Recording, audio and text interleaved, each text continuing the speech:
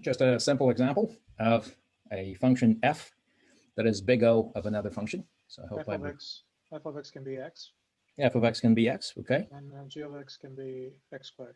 X squared, for example, okay? So f of x, which is x, is always at most x squared as long as x is greater than or equal 1, okay? So when x is between 0 and 1, that doesn't work, but for large enough, then what's large enough? In this case, x is 1 or bigger, this inequality always holds. Now, in anticipation of what's to come, we'll give a couple of other definitions today. Here's what we mean when we say that one function is big omega of another function. So there's a definition that talks about not big O, but rather big omega. Okay, so say that f of x is not big O, but big omega of g of x. If you can find two constants c and k such that f of x, so we're talking again about non-negative functions, so we're dropping all these modular signs and absolute values and so on and so forth, is greater than or equal than c times g of x. So now notice that this time we're not stuffing f of x underneath g of x, but we're rather saying that f of x is bounded from below this time, not from above, but from below by a constant multiple of g of x. Okay, so can anyone tell me what the picture would look like in that case?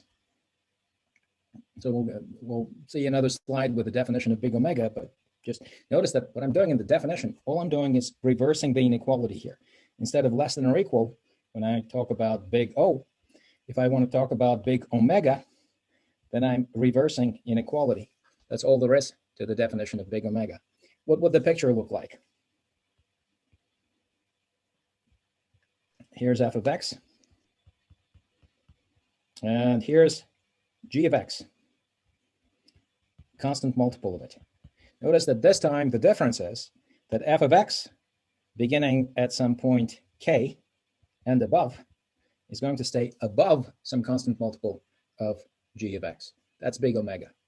So just as you think of big O as being less than or equal, you can think of big omega as being greater than or equal in some sense. We'll talk about this a little bit later and give this a more precise sense and do a couple of examples. By the way, before we even move on, can you give an example of two functions where one of the functions is big omega of another? Just according to this definition. You could do like f of x is n factorial and g of x is x. Or n, I mean. Yes, that's a good example. It's a good example. Or if we stick with this example that we had there, if I make f of x equals x and g of x being simply x, this works, right? This time, I'm sorry, the x, f of x being x squared, I should say. Yeah, then x squared is going to be greater than or equal 1 times x for all x's that are greater than or equal or 1, okay? So that works, and we also want to give a Big-Theta definition in a minute. But first, let's remember a few other things. First of all, let me mention that sometimes people will write f of x is equal to g of x. Okay, so this is fine as long as it's clearly understood what's meant by equality. So this is not the same equality that we're used to from algebra, right? So it's not like a equals b, as in if a equals b, then b equals a, so 5 equals 5. It's a symmetric relation, right? Not so with g of x. You don't have, for example, that if f of n is big O of g of n, it's not necessarily the case, although it could be, that g of n is big O of f of n. And not even that, just simply flipping the sides of inequalities. And we should talk about what we mean when we have big O of g of n on the left-hand side, or what we mean when we have big O of g of n as part of an expression on the right-hand side. We'll talk about this in a minute. But for now, can you give an example of a function that's big O of another function, but it's not the case that that other function, that g of n, is big O of the first one? Okay, well, it looks like here we have an example. So here we have n squared is big O of n cubed, but The other way is not the case. N cubed is not big O of n squared. Or the example that you just gave before, x is big O of x squared, but x squared is not big O of x, right? So we'll do as well. So when you write down this equality, what we really mean is, so first of all, okay, so when we write down something like big O of g of x, what we really mean is we mean a set of functions that are like g of x. So what more precisely do we mean by this? Okay, so here's f of n, which is big O of n squared. What we're saying is that in some sense, this function, this f of n, that has a n squared component with some constant multiple in front of it, and a bunch of terms that are lower order terms, is in some sense like n squared. Well, it's a quadratic function. Perhaps this is a more straightforward example. Okay, so when we simply write down, so far we were only comparing one function to another function, and we talked about this relation of big O between two functions. F of n was big O of another function. But you can also simply write down big O of g of n as a single expression, which stands for all those functions that are like, in some sense, g of n. So what do we mean? Here's the definition. And that's exactly the same definition as from before, but here are all those functions, all those f's that are like g of n. So for example, big O of n squared. Again, what's in it? So let's just write down, I don't know, 4 or 5 concrete particular functions that are inside this set of functions called big O of n squared. These functions that in this asymptotic sense are like n squared. So for example, 2n squared plus 3n plus 15 is in it. What else is in it? N plus 7. N plus 7 is also in it.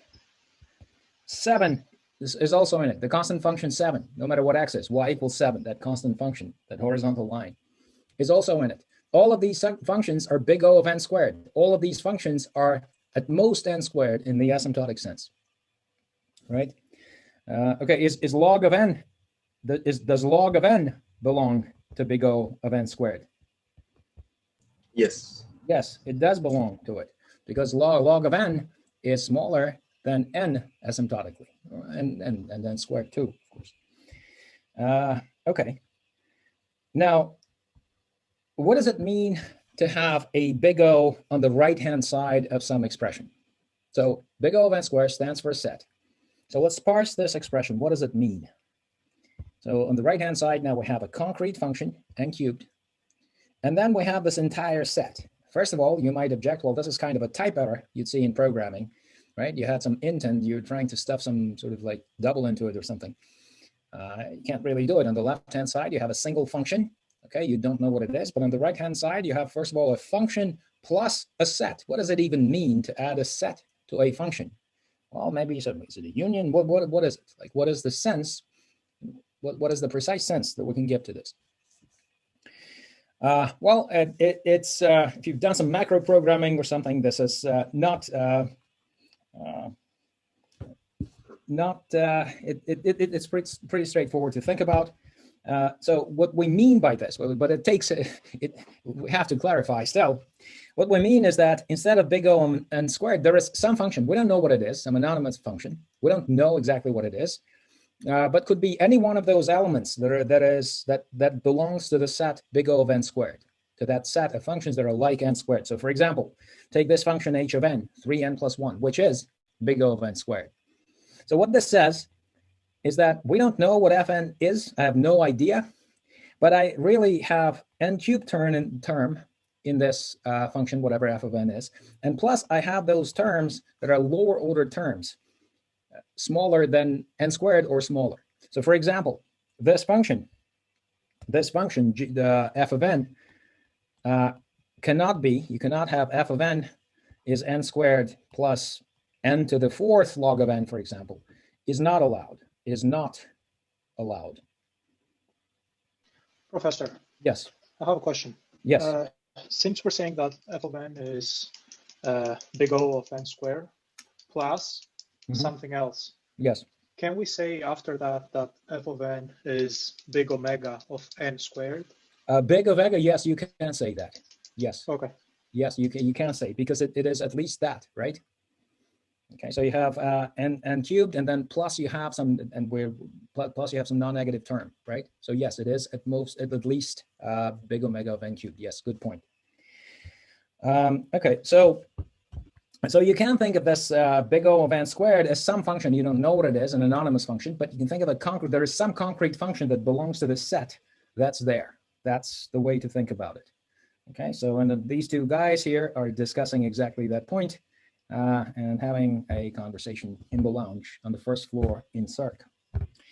Okay, so now, okay, so here are a bunch of functions here.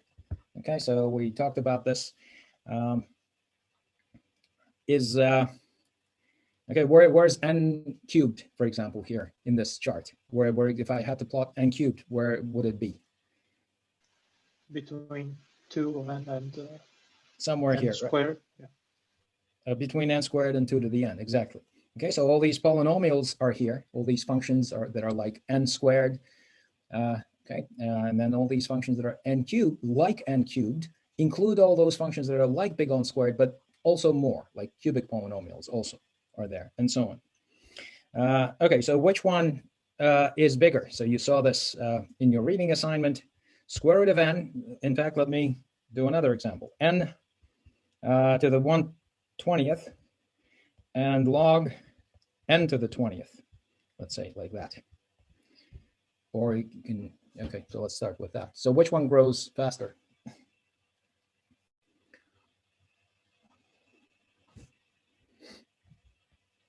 So this was already in the reading assignment. This is now, it should be a review, right? So you have some polynomial, some positive power of n. Doesn't have to be 1 or bigger. Some positive, but it's tiny. As long as it's bigger than 1, it's a growing function, right? So for example, if you were to plot square root, it would look like that. It will grow like that. But it will grow always faster than a logarithmic function, right? Logarithmic function. This is log. This is n to some power that is greater than 0. It's a growing function, right? So it will always grow faster. Okay, so you should review that part of the reading assignment from last time. What do I want to ask here? So we'll return to these slides later. Okay, then we talked about estimating polynomials also last time, right? So what is the big O of this expression? This is big O of x to the highest degree term. You can drop all of these constants and all of these lower order terms. Now, speaking of dropping constants and lower order terms, let me ask you this. Is 10 to the n big O of 2 to the n?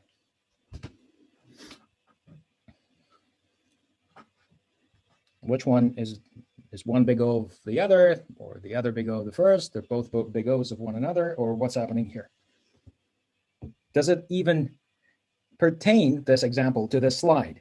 And heads up, it doesn't. This is not, I'm not asking a question that relates to this slide at all. Would 2 to the n be big O of 10 to the n, but not the other way around? Yes. So here's what's happening. This 10 to the n is 5 to the n times 2 to the n. This is always bigger than 2 to the n. The point is that this is not constant. Not constant. This grows much faster than any constant. So you cannot be, if this were constant, right? So if you had something like, if the example were 2 to the n plus 17 is big O of 2 of n, then yes, you'll say, because this side is 2 to the n times some constant, and that can be made smaller than 2 to the n times some other constant. I don't know, 2 to the 17th plus 1. This is a constant. So this function can be, this function here can be stuffed underneath some constant multiple of 2 to the n. But it's a completely different situation here. So I've had this conversation during the office hours, right? So you said you can drop the constants. Well, I'm dropping some constants. No, this is not a constant. You cannot drop such a term that grows with n very dramatically. Okay, so this is a completely different setup. This example has nothing to do with this slide. When we're talking about dropping constants and lower order terms, we're talking about polynomials. Okay, so of course you could be dropping constants in between, like a log of x, for example. Last time we had an example where we had that log x to the fourth is big O of log of x. That is true because this is constant times log of x. And this can be made smaller than some constant times log of x, for any x in fact.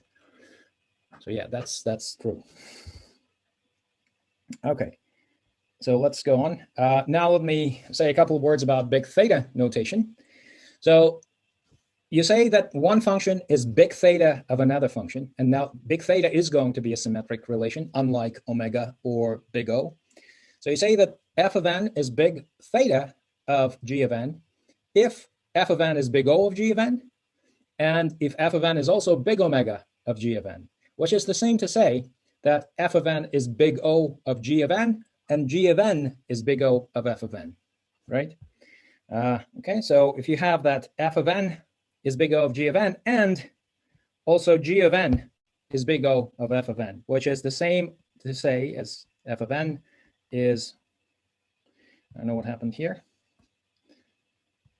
f of n is big omega of g of n as well, then you say that you have the symmetric relation between the functions. They are asymptotically equivalent in the sense that f of n can be stuffed, this is f of n, can be stuffed in between the constant multiples of g of n. Some constant, you can find two constants, c1 and c2, such that f of n is sandwiched in between g constant multiples of g of n, right? And same can be said, symmetric, so same can be said about g of n is also a function that can be stuffed underneath some constant multiple of f of n and some other constant multiple of f of n. Okay, so this is happening in this case. So these two functions are called asymptotically equivalent. Okay, so let me switch to another slide here. You can give an example of two functions here, f and g, where f is big O of g of n, but not the other way around. But here's an example of two functions, f of n and g of n, such that f of n is big O of g of n, and also g of n is big O of f of n, right? So for example, this one is big O of this, and the other way around as well. This was one of our first examples that we did with polynomials. So this should make complete sense. This is all a review. Does this make complete sense, right? We're throwing in a couple of definitions like big omega and then Big-Theta now, and we'll talk a little bit more about Big-Theta in a second with more examples. But this makes sense, right? Because you've done the reading also, chapter 3 too. Now I'd like to talk about the combinations of functions.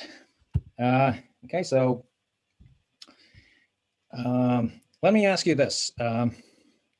You have two functions. Let's switch to my other slides here where I can write much more easily. This is just a copy of those slides, just a PDF. Okay, so suppose I write something like n. Okay, this has to do with a okay. Is n log of n? On what basis do you claim that n log of n is big O of n squared? First of all, is it? I mean, I haven't even asked you. Is it big O of n squared? Is this statement true here?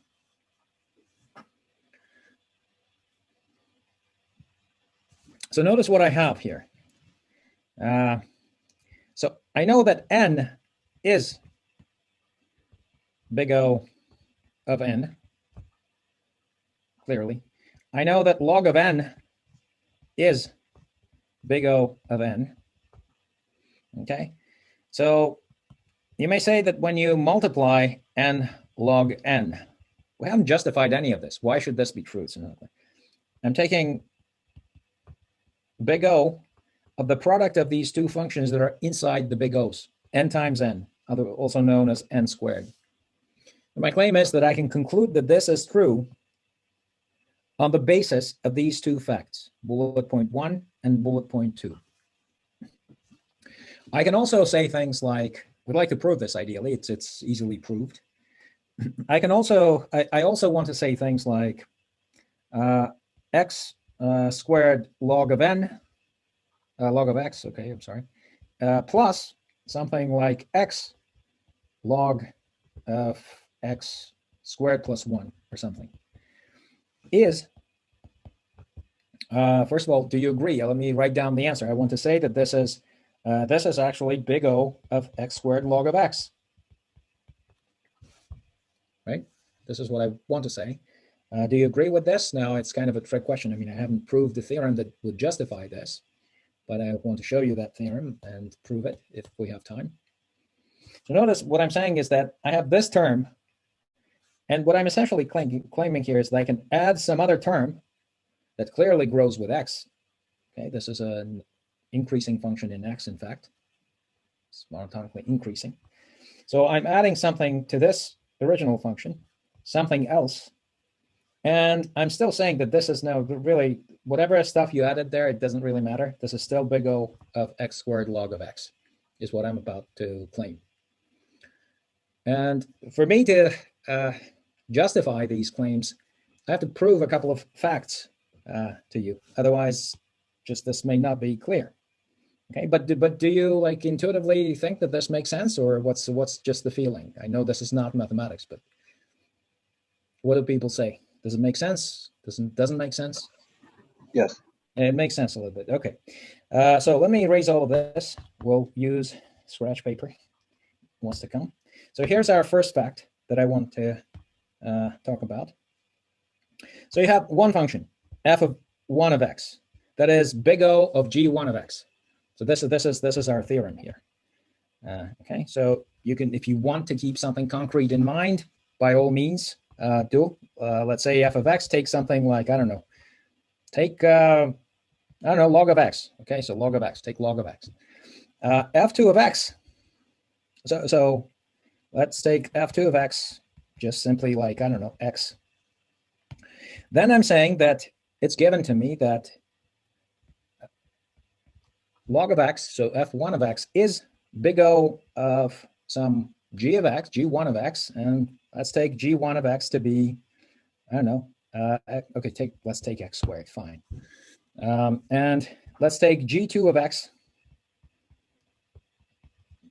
We have f2 of x being big O of g2 of x. Let's take g2 of x to be x, or yeah, let's take it x. I know that x is big O of x itself. Okay, so these are my purple functions, g's on the right-hand side, which dominate the f's, which are blue. Okay, now what I'll claim is that the sum of these two functions, f1 plus f2, sometimes also written down as like f1 plus f2 at x, is understood this way, but let me not worry about this, like extra notation, just simply write down, just at any point x, I'm adding the value of the first function to the value of the second function, okay? This is my claim, is going to be the big O of whatever's the bigger of g1 and g2 functions of x. What do I mean by bigger? This is very loose language. Okay, I should really say max of g1 and g2. But what exactly what is max of g1 and g2? What is max? X squared. Well, it's x squared as long as x is bigger than 1. So just let me just be clear. Because these functions may have, like these particular functions even, here's my x squared. This is x squared. So at 1, this is not drawn to scale. Maybe this is 1, it crosses this point. And then you have a function that is x. This is supposed to be a 45-degree line. So this is x, y equals x. This is y equals x squared, the red one. Okay, so well, they cross at a point 1. So at this point, between 0 and 1, x is bigger. And after x equals 1, for bigger x's, x squared is bigger. So g of x, which is max of x squared and x, is going to be, I don't know, one way to write this down is just to say that it's going to be x if, as long as x is between 0 and 1, That's going to be the larger value. Here I am. And it's going to be x squared for all other x's. So let's be more explicit. Whenever x is, let's say, greater than 1. And where I stick the equality doesn't matter. Whether it's here or there, it doesn't really matter. Okay, so here's my function looks like this. Okay, those of you who are calculus buffs, it's not going to be differentiable at this point, but otherwise it's continuous and differentiable everywhere except this point. Okay, so it's going to be like a broken function like this. Okay, so it's going to go like this, and then it's going to go up. So that's the max of the two. It's just the top of the cream piece of the functions. You can have max of 15 functions, and it's always going to be the top piece when you top line there, like this one, when you draw those functions. That's what we mean by max of two functions, right? So this is one theorem.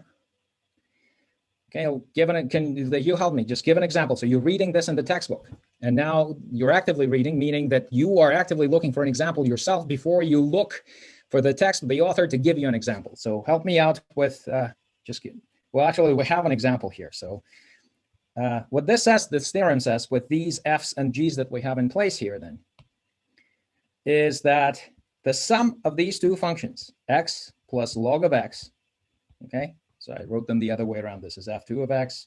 Let's write the correct, the same order. This is extra confusion that we don't need. Log of x plus x is the sum of these two functions. This is f1 of x, and this is f2 of x.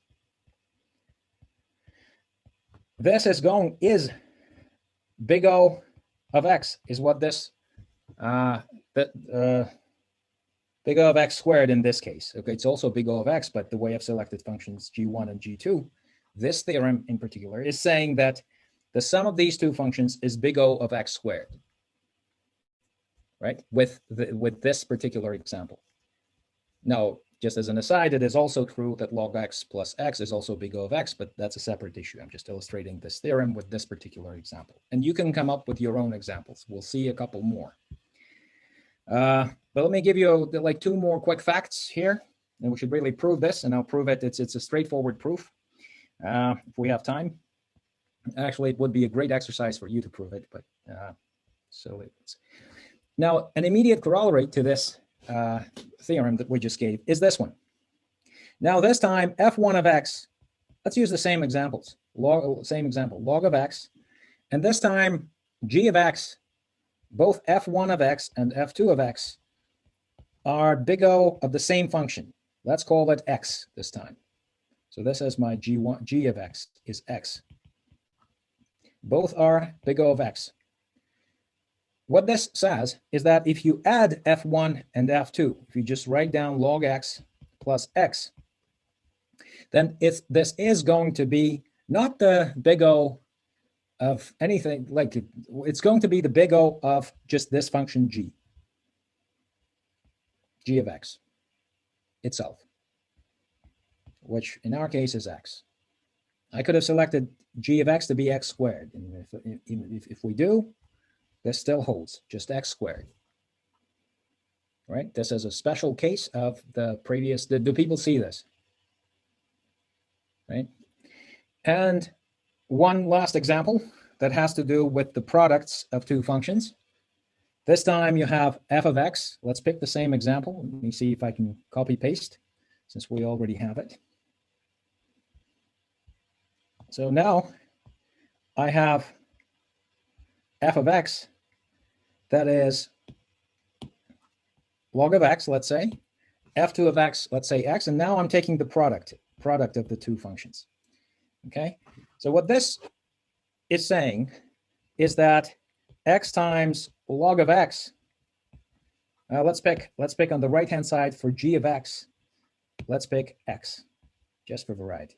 Let g of x of the theorem, well, okay, fine. Actually, let g1 of x, this is more interesting, maybe not, and it'd be the same as g2 of x and be x, both g1 and g2, let both of those be x. So I have an x here and I have an x here. These two are certainly true.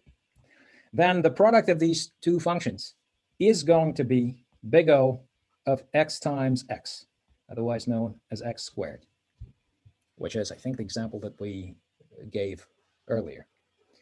Okay, now I could have selected g1 of x and g2 of x to be different functions. For example, g1 of x could have been x, and g2 of x could be, I don't know, 3/2, for example, because you have this, you have this.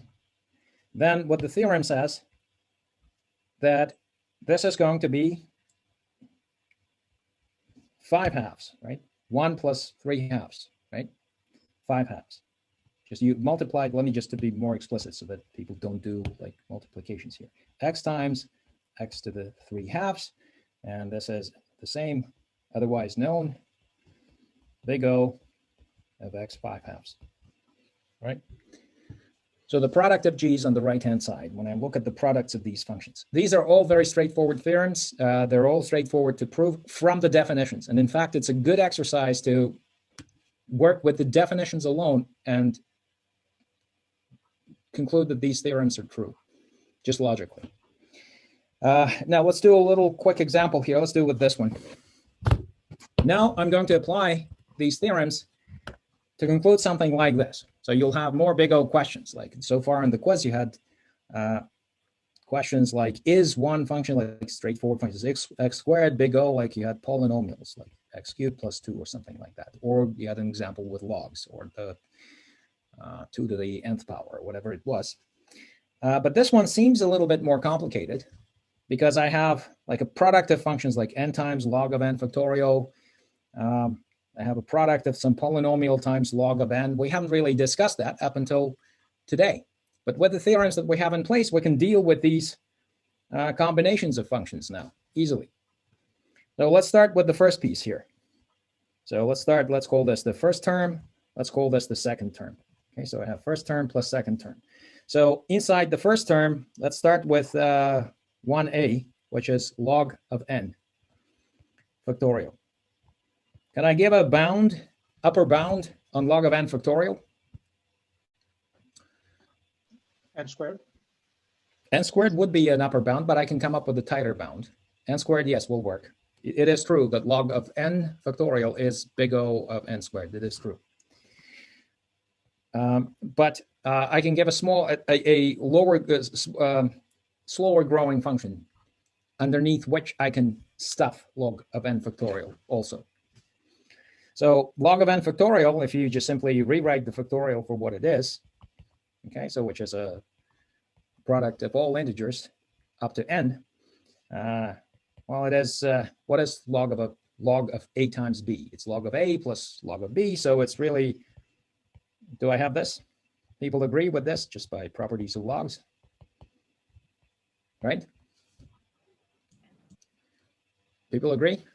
Yeah. It's just how many terms do I have? N. Oh, n terms.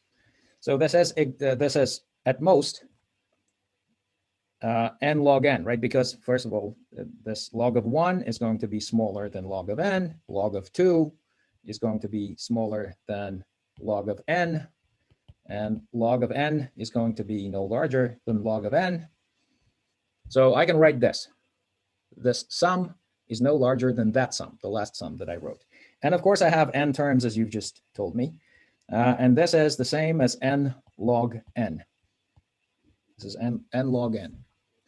So apparently, log n factorial can be stuffed underneath n log n. Okay, so that's fine. But then I have, so let this be the like notation. Denote this by, like, I don't know, f1 of n. Now, let also this piece here, this b piece, so 1b, 3n is going to be f2 of n. So now I have this product. So then f1 of n times f2 of n is just the product of these two functions, right? So I have 3n, and then I have something that's at least log n factorial. So I have n log n here. So well, 1b is 3 of n. This is b.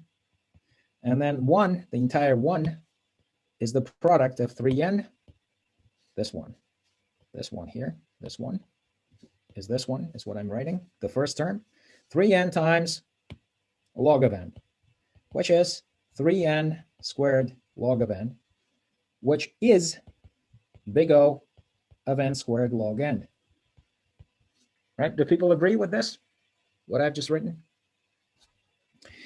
What happens with the second piece, which is n plus 3 log n? Do people see that that's also n squared log of n? It's n squared. What am I relying on when I'm making these claims? Which of the theorems that we just discussed am I relying on?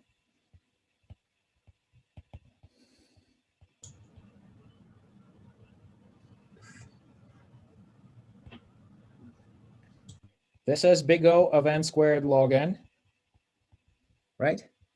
This is big O of log n. People agree? The second part.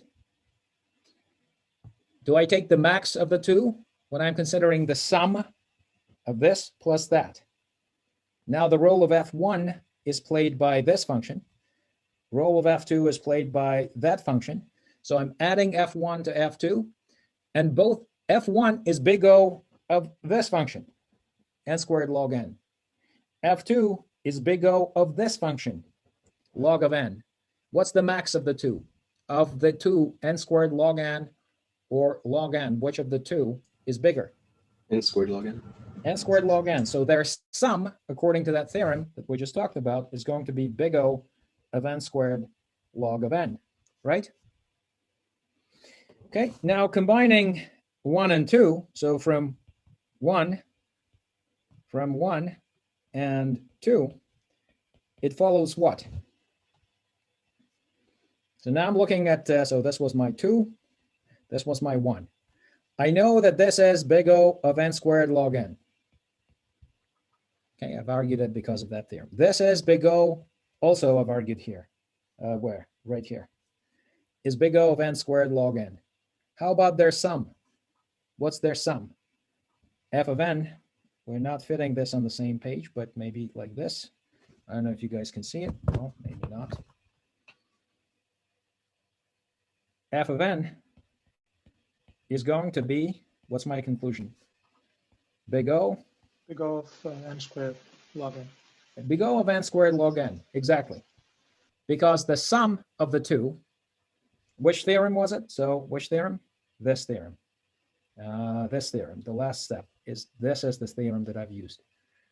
The first piece was big O of n squared log n. The second piece was big O of n squared log n. Therefore, their sum is also going to be big O of n squared log of n. Right? That's what I'm using here. When I say from 1 and 2, this follows.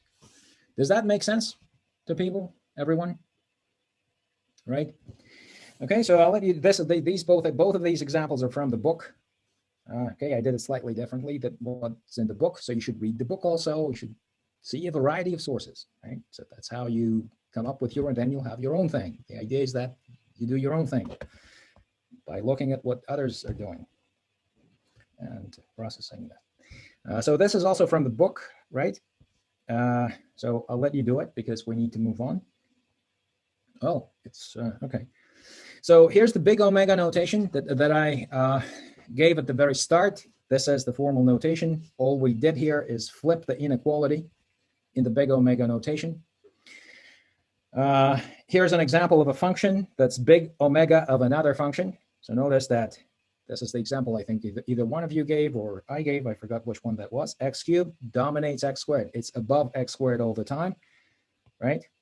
Okay, so if you want to, again, go with the definition, here are the constants, the pair of witnesses that work for this relationship. This is exactly the same as with big O.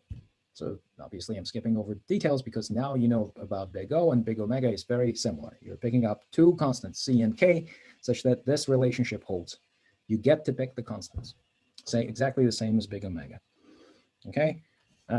Okay. So here's, for example, an example of two functions.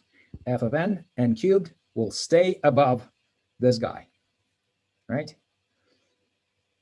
And you can actually, now notice what's happening with this example. You can make f of n, some multiple of f of n, stay above, let's call this g of n, this guy. And you can also make g of n stay above f of n, right? Do people see this? They Wouldn't have that be big theta of? Yes, exactly. That's exactly my point.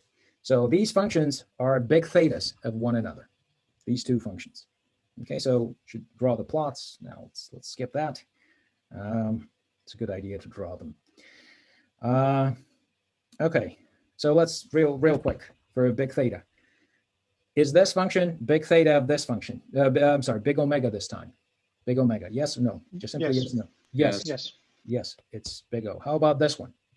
No. No. No, that's not. How about this one? No. No. Is that correct? How about this one? Yes. Yes. Yes. Okay, so that's big omega, just the other way around. So you got this, that's great. Okay, so if anyone missed any of this, so please reread this and look at the slides. So this is our big theta notation here. These are the same two slides that we talked about a few minutes ago. So here's an example of a function that's big O of another, but not the other way around. And here's an example of two functions where one is big O of the other and the other is big O of the first, and therefore they are big thetas of one another. Okay, so these are big thetas. So you can write that 2n squared plus 5 is big theta of n squared. That's the conclusion here. Okay. Here's a picture of the big theta notation. The f of x function is sandwiched in between constant multiples of g of x. And yes, you can reverse the roles of f and g, although constants will be different. But the point is, you can stuff one function. So first, we're stuffing it underneath one point here. You can sandwich it underneath constant multiples of the other function. Right? That's the whole idea of big theta. Okay, so real quick, are these big thetas of one another? No. No, they are not. They have different degree polynomials. You can stuff one underneath the other, but not the other way around. How about the second one? No. No. No. How about this? This one says omega here, but if I had theta, what would the Yes. answer be? Yes. Yes. Yes, this would be big theta. That's exactly right. Okay, so I'll return to this example. So do you remember from last time that we proved that the sum of the first n integers is big O of n squared? Because every single one of them is less than n. Yeah, exactly. For that reason, is big O of n squared.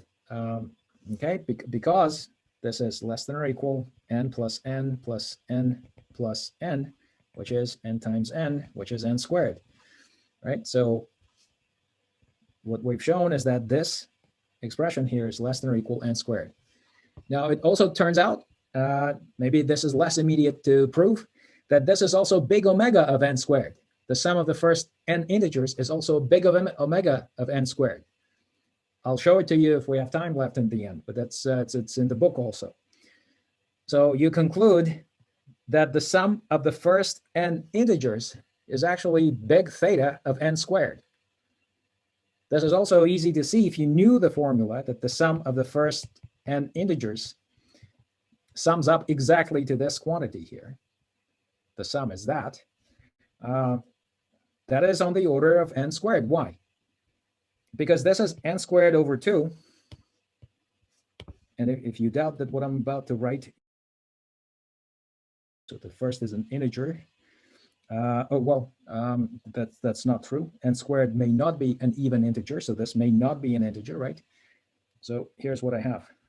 So why did I write it down this way? Because I have like constant multiple times n squared plus a constant multiple times n. This is big O of n squared. So if you doubted that this was an integer, well, it is an integer. No matter what n is, you can argue it directly. If n is even, this is clearly an integer, because if n is even, both of these are divisible by 2? How about when n is odd? It's still divisible by 2, the sum, right? Right.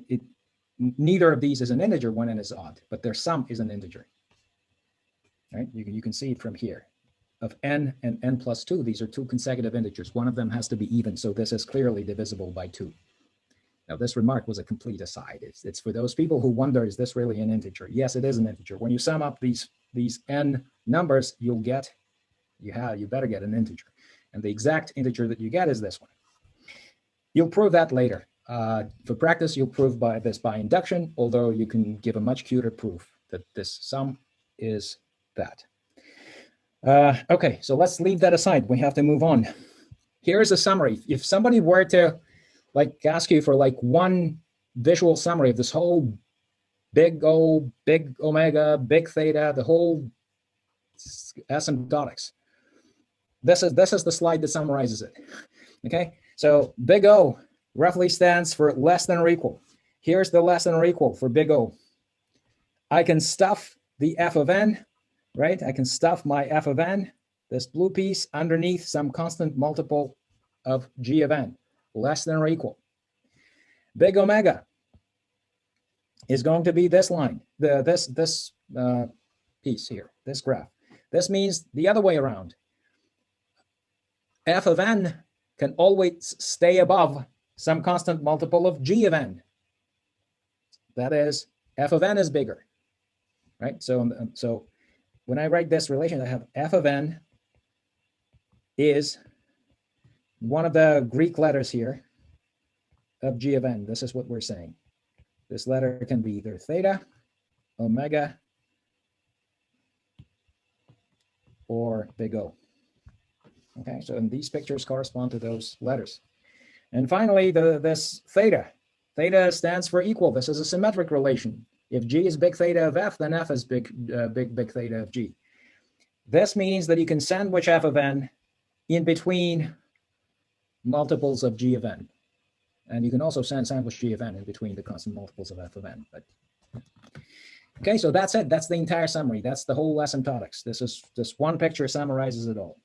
Okay, so of course this table is very loose here. It's not the same equality. Theta is not the equality in algebraic sense, but in asymptotic sense, this is according to these definitions.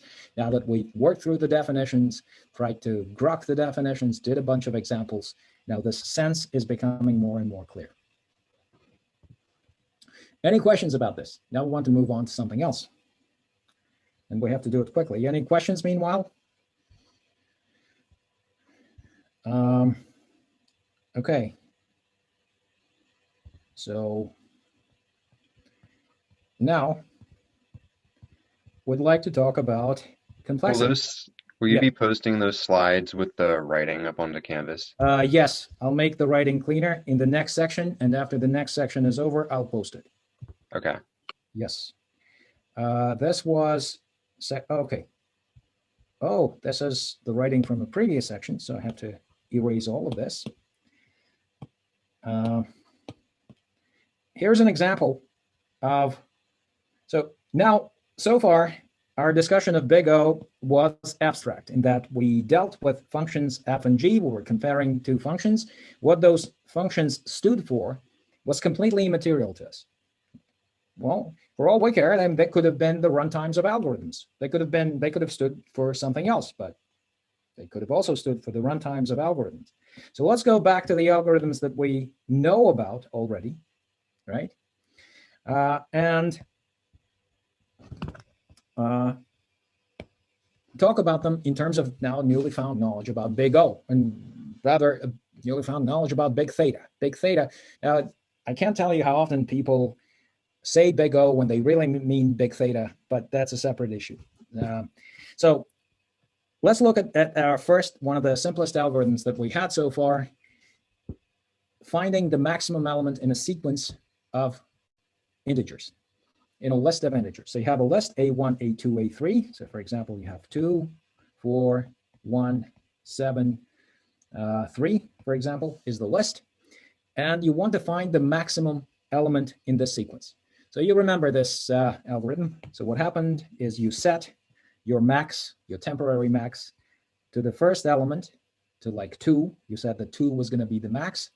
And then you started comparing that 2 to the next elements in the list. And as soon as you found an element in this list that was larger than 2, you replaced your max with that newly found larger element. And you kept doing this until you reached the end of the array. So at first, your max was 2. Then you looked at 4, and you had to reset max up to 4 because 4 was greater than 2.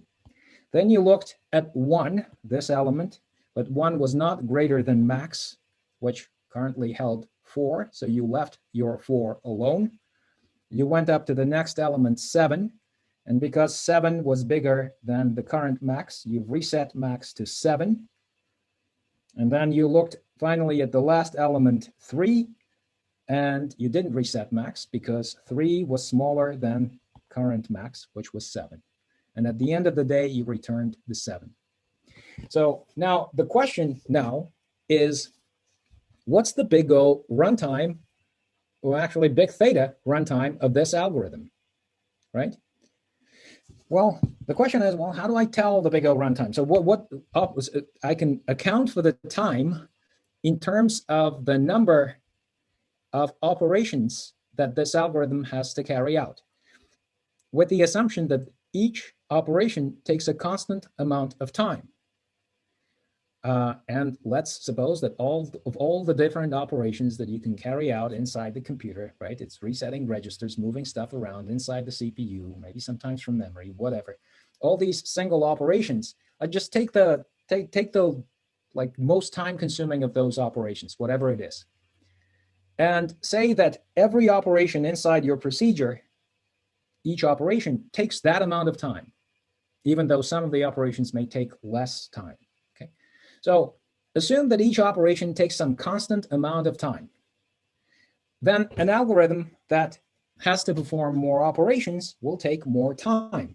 So let's measure the complexity of an algorithm by the number of operations that each algorithm has to carry out. Okay, let's agree on that. But then you'll say, okay, so which operations? Now here, just looking at this familiar algorithm, you'll say I have a bunch of operations here. I have an assignment operation. I have a comparison operation. So which ones do I count?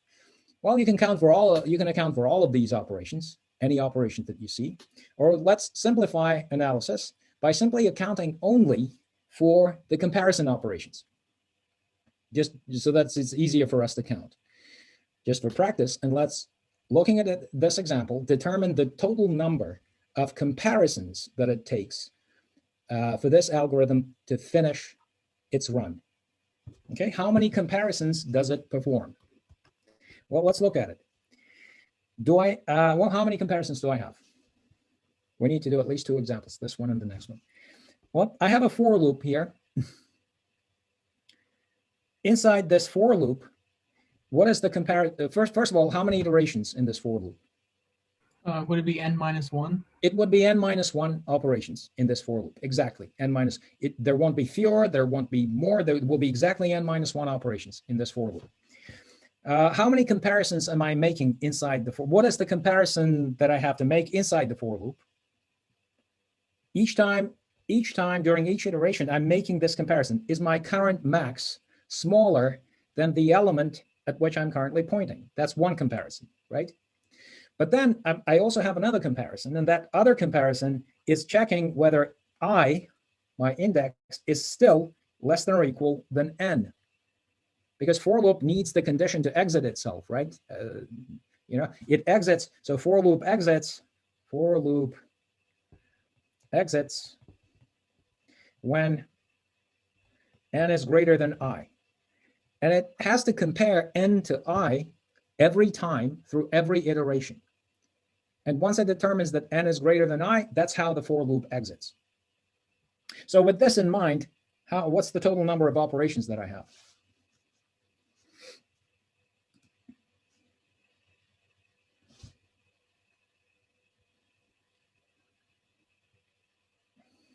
Two. Every time within the loop, I have, well, 2 operations. I have n-1 times that for each iteration runs n-1 times. plus I have one operation which tells me that n is greater than I, at which time I exit the for loop, right? When I do that operation, when I exit the for loop, this comparison is not done then. So this is the total number of comparisons that this algorithm performs, right? Does that make sense? So let's write it down as 2n minus 1 is the exact number of comparisons made by this algorithm. Now, of course, our question is, what's the big O runtime of this, or Big-Theta runtime of this? N? Yeah, it's Big-Theta of n. So that's what we were after. This algorithm has so-called linear time. It's proportional to n. What does it mean for the runtime to be linear? It means if you double the input, the time that it takes to complete also doubles. It does not quadruple. It does not vary with log of n, none of that. Linear means you triple the input, the time triples. You multiply input by 10 times, you're out, the time it takes is multiplied by 10 times. That's what linear means. This is a linear time algorithm. Okay, how about this one? And now this is fundamentally different. Now that it takes, there's a wrinkle to it. It's not that difficult. I'm not claiming that it's more difficult to count. Well, maybe it's slightly more difficult to count. I don't know, but we'll certainly count the number of operations in this run. This is the linear search algorithm. Remember what linear search is, real quick. So you have an input. Actually, you have two elements as input to this. So the first is the key. So like you're looking like for 7 in a list of integers, like 1, 8, 4, 7, 2. So you have a bunch of integers, and you want to determine whether the key 7 is present here or not. Okay, so you could be looking for x that is 9, which is not present in this array. Or you could be looking for something like 7, which is present in the array. So now what we want to do is so you tell somebody, well, I have a linear search algorithm. And that somebody asks you, well, what's its runtime?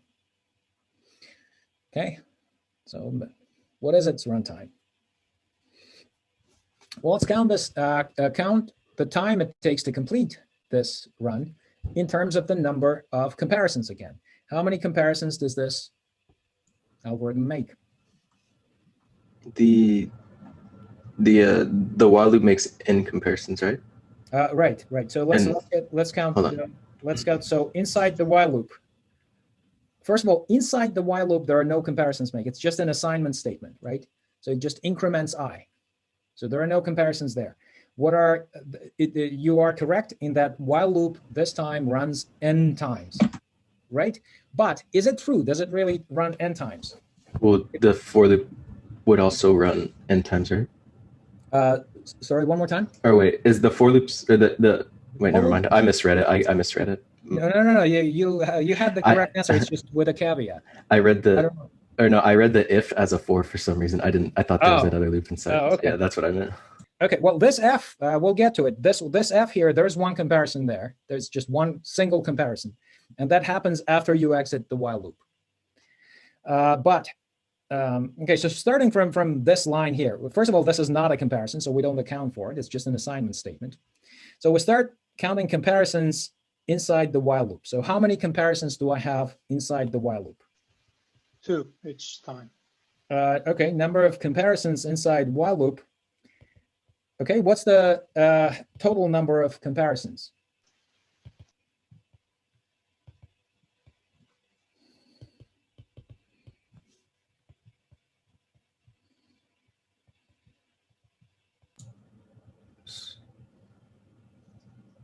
So it runs, yeah, that's the caveat that I wanted to mention. So, so it's n squared?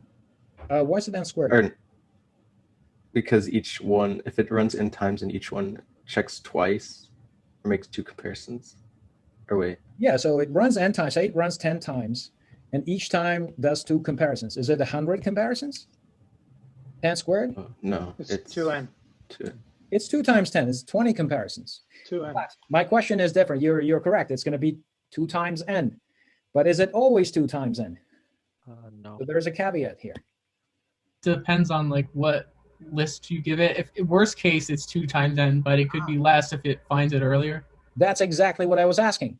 So here's the point that here where the question is, what are we talking about? The worst case running time.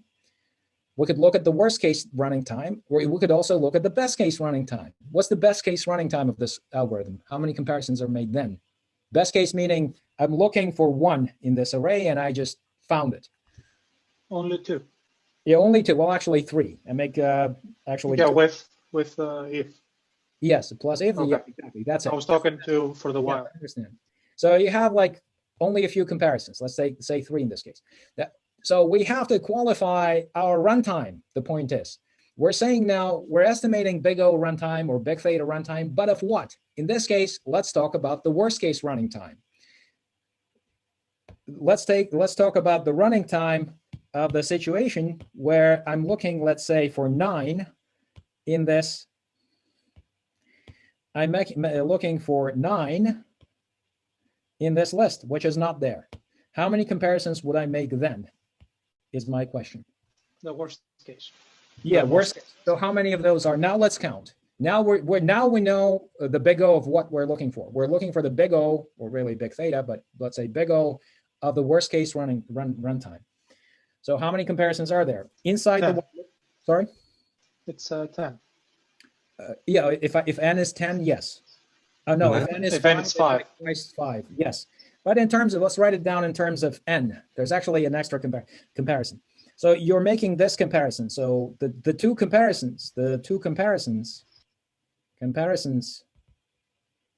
are I less than or equal n. That's the first question, right? That's the first question. And x is equal or doesn't equal a sub I. That's the second question that's being asked. 2 questions. Now, so what's the total time now? I feel like I asked several times and you got the answer, but there is like a slight wrinkle. So that's what I'm looking for. Is it 2n plus 1? Yeah, it's 2n plus 1. Do people see why it's 2n plus 1? Because there is an extra comparison to exit the while loop when the hit wasn't found. So every time you make these comparisons, does x equal to a sub I? Okay, so when you're inside the loop, when I is less than or equal than n, then you're making this comparison. Is x equal to a sub I or not? And it's not. You've reached the end of it. When I is exactly n, you've done 2n comparisons. And then you have one more comparison when I is greater than n to exit the while loop. So you have a total number of 2n plus 1 comparisons inside the while. Then you have plus 1 comparison. So this is worst case analysis. This is called worst case analysis. Plus 1 comparison to check again, was I, after I've exited the while loop, was I inside the list? Is I less than or equal? You check this again. If it is, you return one thing. If it's not, you return another thing. So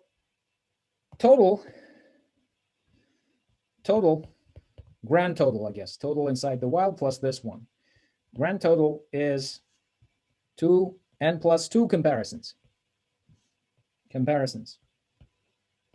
So what's the question? Well, what's the runtime of this in terms of big O? The answer is right here. It's big O of n. It's also big theta of n. That's the runtime of this algorithm, right?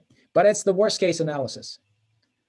Unlike the first example where like finding max, you have to look at every element, because what if the max is all the way at the end? You have to look at each element to find the max. Here, not so. The runtime of this algorithm varies depending on input.